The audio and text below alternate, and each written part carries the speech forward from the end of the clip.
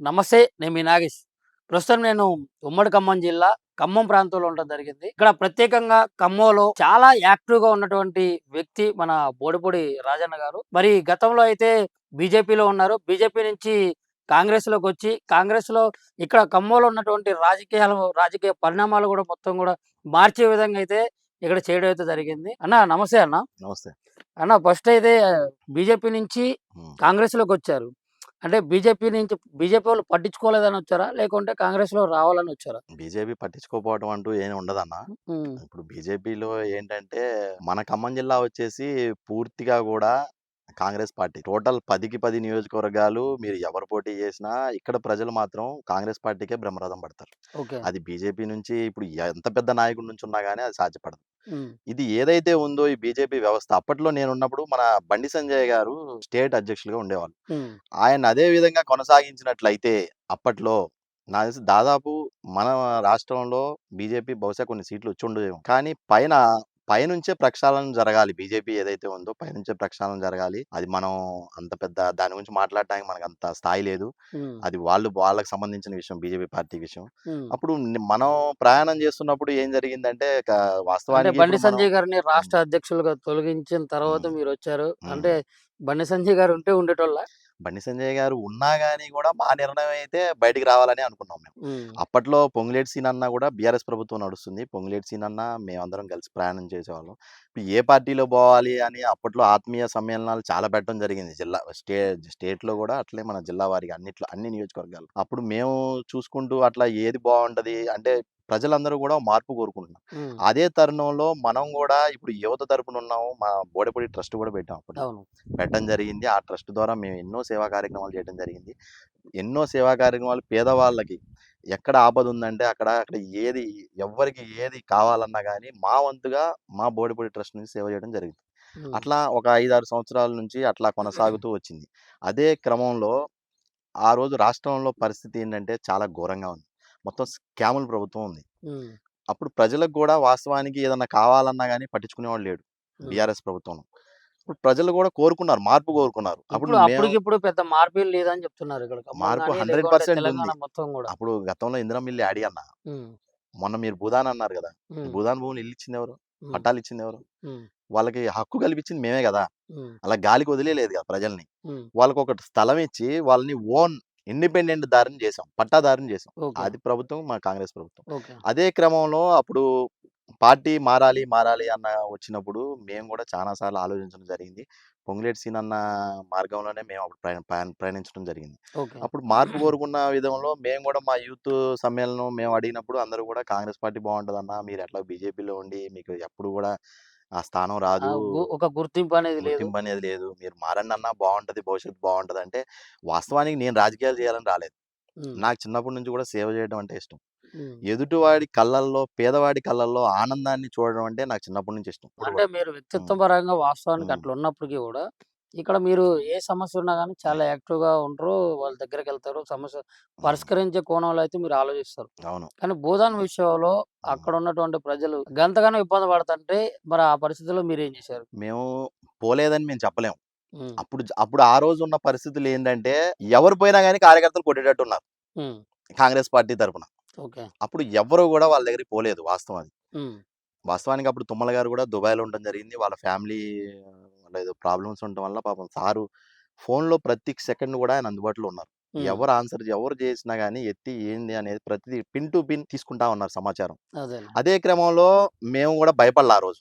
ఆ రోజు చూసారు మీరు బీఆర్ఎస్ పార్టీ ఏదైతే ఉందో కవిత ఎక్కడా లేని వాళ్ళు గూడా అందరొచ్చి పార్టీని విధ్వంసంగా అసలు ఖమ్మంనే రచ్చ చేయాలని వచ్చారు. హ్మ్. మేము పోతే కార్యకర్తలు మా మీద పడి చెప్పుతో కొట్టేటట్టున్నారు. హుహుహు. వాళ్ళకి తెలీదు వాస్తవానికి ఏం జరిగింది. కానీ మేము ధైర్యం చేసి యూత్ కాంగ్రెస్ పార్టీ తరపున తుమ్మల గారి ఆదేశాల మేరకు మేము ఆడికెళ్ళడం జరిగింది. మేము ఆడికి ఇక్కడ వాళ్ళందరినీ గూడా గవర్నమెంట్ దాంట్లో ఉంచడం జరిగింది ఆ భవన్‌లో. ఆ హ్మ్. భవన్‌లో ఆ రోజు ఎళ్ళడం జరిగింది. ధైర్యంగా వాళ్ళకి ఉన్నది ఉన్నట్లుగా చెప్పడం జరిగింది. హ్మ్. వాళ్ళు గూడా ఎక్కడా గూడా పాపం వాళ్ళు పేదవాళ్ళండి. వాళ్ళకేం తెలుసు? వాళ్ళకి న్యాయం జేయాలి. అంతే తప్ప వాళ్ళు కొట్టటానికో, రౌడీ షీటర్‌లో గాదు వాళ్ళు. హ్మ్. వాళ్ళకి న్యాయం గావాలి. మేము గూడా ఆ రోజు ఫ్యాక్ట్ మాట్లాడాం. మీ హ్మ్. అందరికి కూడా న్యాయం జేస్తది. న్యాయం చేసే ప్రభుత్వం ఏదన్నా ఉందంటే కాంగ్రెస్ పార్టీ. హ్మ్. అది చెప్పడం జరిగింది. తుమ్మల గారు దాని తర్వాత రావటం జరిగింది దుబాయ్ నుంచి. వాళ్ళందరి సమక్షంలో ముగ్గురు మంత్రులు గూడా పట్టాలివ్వడం జరిగింది. ఆ సమస్య ఆల్రెడీ అయిపోయింది. ఉమ్. అందరూ ప్రశాంతంగా ఉన్నారు. ఆ టాపిక్ అక్కడితో అయిపోయింది. ముగ్గురు మంత్రులు ఉండడం కారణం వల్ల ఖమ్మంలో ఈ ప్రభుత్వం మీద ఏదైతే కాంగ్రెస్ ప్రభుత్వం ఉందో ఈ ప్రభుత్వం పైన పూర్తి స్థాయి వ్యతిరేకత వచ్చింది. హ్మ్. మళ్ళీ రానున్న రోజుల్లో అయితే ఖమ్మంలో కాంగ్రెస్ అనేది వచ్చేటిది ఉండదు. రేవంత్ రెడ్డిని నమ్మేది ఉండదు. హ్మ్. ముగ్గురు మంత్రులకి అసలు మద్దతు కూడా దొరకదన్నట్లయితే ముందు మాట అయితే. అది అన్ని అవాస్తవాలు ఇయన్నీ. ఏదైతే ఉందో మీరు చూస్తారు రాబోయే రోజుల్లో ఇంకా 3 సంవత్సరాలుంది. హ్మ్. 2 సంవత్సరాలే గడిచింది. రాబోయే రోజుల్లో పెద్ద ఎత్తున రేవంత్ రెడ్డి అన్న తీసుకోబోయే ముందు ఆయన చెప్పనివి గూడా ఈరోజు మేము చాలా వరకు అమలు చేస్తున్నాను. ఈ స్కూల్స్‌లో అయితే ఆల్రెడీ స్పెషల్ స్కూల్స్ మనకిక్కడ రఘునాథ్ పాలెం దగ్గర స్పెషల్ స్కూల్స్ గూడా మంజూరు చేయడం జరిగింది. ప్రతి పేదవాడికి విద్య, వైద్యం అందించడమే లక్ష్యంగా మా రేవంత్ రెడ్డి గారైతేనే, పైన మా రాహుల్ గాంధీ, సోనియా గాంధీ గారైతే ప్రయత్నం చేస్తా ఉన్నాం. పూర్తిగా ఈ 3 సంవత్సరాల్లో ఇవన్నీ గూడా ప్రజల నుంచి వాళ్ళే పెద్ద ఎత్తున మాకు బ్రహ్మరథం పట్టి రాబోయే 2029లో గూడా పెద్ద ఎత్తున మమ్మల్ని భారీ మెజారిటీతో గెలిపిస్తారని గూడా మాకొక ఆశ ఉంది. అట్లనే మీరేదైతే ముగ్గురు మంత్రుల మీద పడి ఏడ్చే కంటే గూడా మీకు నచ్చింది ఏదైనా ఉంటే చేయండి. మీ కాన్స్టిట్యున్సీలో మీరెందుకు ఓడిపోయారు? ఖమ్మం జిల్లా, ఖమ్మం టౌన్‌లో 50,000 పైచిలకు మెజారిటీ ఎందుకొచ్చింది తుమ్మల గారికి? హ్మ్.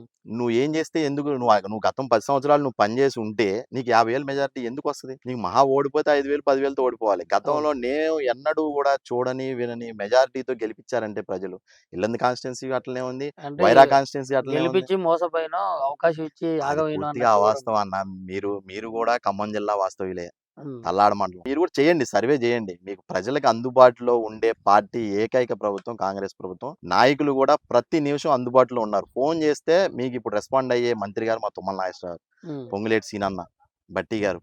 మీకు ఏ పని కావాలంటే పని చేయించుకోవాలి తప్ప పైరవీకారులకి ఇబ్బంది ముగ్గురు హ్మ్. మంత్రులతో. హ్మ్. పైరవీ చేసుకునేవాడికి ఇబ్బంది తప్ప కష్టపడి పని చేసుకునేవాడికి మా మంత్రులు ఎప్పుడు కూడా అడ్డం కాదు. వాళ్ళు ఇదే విధిగా కొనసాగుతారు. హ్మ్. వాళ్ళ సారథ్యంలో మేము మా యువత కాంగ్రెస్ ప్రభుత్వం కొనసాగుతుంటుందని చెప్పి కూడా మేము ధైర్యంగా చెప్తాం.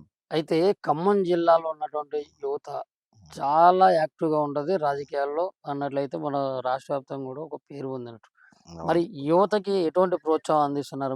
మీరొక యువ నాయకుడుగా? యూత్ కాంగ్రెస్‌లో బహుశా మీరు చూసే ఉంటారు. గత last 2 years back youth Congress పోటీ జరిగింది. భారీ ఎత్తున ఎమ్మెల్యేలు గూడా ఎమ్మెల్యే స్థాయిలో జరిగింది మా ఖమ్మం జిల్లా. హ్మ్. ఖమ్మం జిల్లా ఈ యువత ఎలాంటి వాళ్ళంటే, వాళ్ళల్లో ఉన్న ప్రాధాన్యత వాళ్ళు చానా చాకచక్యులు. వాళ్ళు ఎంత వెల్ టాలెంటెడ్. ఇప్పుడు చాలా మంది అణగారిన వర్గాల్లో డబ్బులు లేక రాజకీయాల్లోకి రాలేకపోతున్నారు. హ్మ్. అది వాస్తవం. హ్మ్. మేము ఇప్పుడు మాకేదో కొద్దో గొప్పో ఉంది గాబట్టే, మా ఫ్రెండ్సు ఎన్ఆర్ఐస్ ఉన్నారు. వాళ్ళు వీళ్ళు ఉన్నారు గాబట్టి, మేమేదో కొంచెం రాజకీయంగా ముందడుగు వేయగలుగుతున్నాం. ఓకే. అట్లా లేని వాళ్ళు చాలా మందున్నారు. ఇప్పుడు ఓకే. నేను తిరిగే ఖమ్మం టౌన్‌లోనే నాకంటే గూడా బాగా పని చేయగల వ్యక్తులు చాలా మందున్నారు. ఓకే. పేద ప్రజలకి నిత్యం అందుబాటులో ఉన్న కార్పొరేటర్లే గావచ్చు, రేపు ఫ్రెష్‌గా రాబోయే కార్పొరేటర్లు చాలా మందున్నారు. వాళ్ళకి కూడా ఒక అవకాశం తప్పకుండా రాబోయే రోజుల్లో దక్కుతుంది. రేవంత్ రెడ్డి గారి సారథ్యంలో సీఎం గారు చెప్పడం గూడా జరిగింది. రాబోయే రోజుల్లో యువతకు ప్రాధాన్యం ఇస్తామని. ప్రాధాన్యం ఇచ్చి చాలా మంది యువత రాజకీయాల్లోకి రావాలని ఇప్పుడు కోరుకుంటున్న పార్టీ కాంగ్రెస్ పార్టీ. ఉమ్మడి ఖమ్మం జిల్లా మొత్తం మీద గూడా ఈ హ్మ్. కాంగ్రెస్ యాక్టివ్‌గా ఉందంటే దానికి యూత్ కాంగ్రెస్ సంబంధించినటువంటి 100%. నాయకులు అని చెప్పేసి 100% యూత్ కాంగ్రెస్ చాలా యాక్టివ్‌గా ఉంది. మీకు ఏ సంఘటన జరిగినా, ఎక్కడ ఏం జరిగినా సోషల్ మీడియా ద్వారా మీకు చాలా యాక్టివ్‌గా ఉన్న జిల్లా ఖమ్మం జిల్లా. ఇక్కడ ప్రజలు ప్రజలు చానా తెలివిగలవాళ్ళు, చాణక్యులు. అట్లనే యూత్ కాంగ్రెస్‌లో ఇప్పుడు చాలా మంది రేపు సీట్లిస్తే యూత్ కాంగ్రెస్‌లోనే ఎమ్మెల్యేగా చాలా మంది వస్తారు. హ్మ్. రేపు అంత ఓకే. యాక్టివ్‌గా ఉన్న యూత్ కాంగ్రెస్ ఇది ఖమ్మం జిల్లా. ఓకే. స్టేట్‌లో మా జక్కిడి శివచరణ్ రెడ్డి గారున్నారు. హ్మ్. ఆయన్ని ఫస్ట్ చానా అత్యధిక మెజారిటీగా గెలిపించిన స్థానం ఏదన్నా ఉందంటే మా ఖమ్మం జిల్లా నుంచే భారీ మెజారిటీతో ఆయన్ని గెలిపించడం జరిగింది. ఓకే. స్టేట్‌లో యూత్ కాంగ్రెస్. మా యూత్ కాంగ్రెస్ వల్లే ఏదైనా సాధ్యం అవుద్దని రాహుల్ గాంధీ గారే చెప్పడం జరిగింది. కొన్ని హ్మ్. సన్నివేశాల్లో సభల్లో.